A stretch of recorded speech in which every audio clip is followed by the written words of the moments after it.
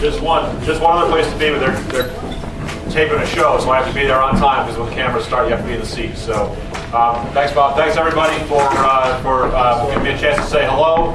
It's always good to come around the street a half mile from my house to this hall, and I like this event every year. Scott made a great point. A lot of people weren't paying attention to this Tuesday's results because there was so much excitement about the governor's races in Virginia and New Jersey. We all expected to win in Virginia.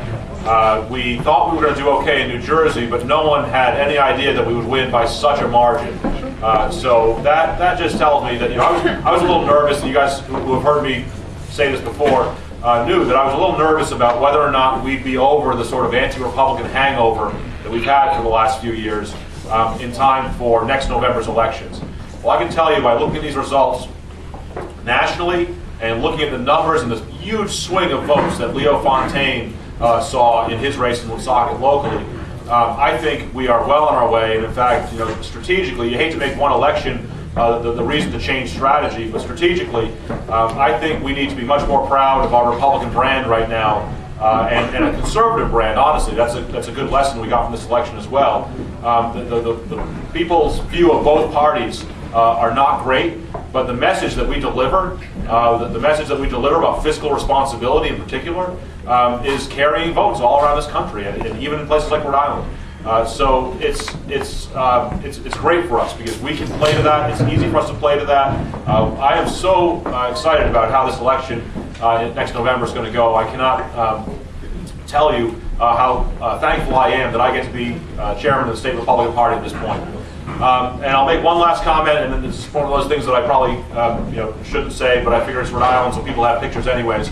I can say I'm very happy to see that there are finally people with blue hair coming to Republican events. And I say that as somebody who at one point, and maybe there are pictures, maybe there aren't, had blue hair and more than 2 earrings.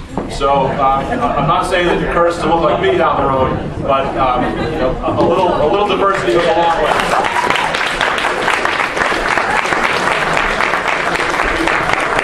We need more of that, and I appreciate to see younger faces here in particular.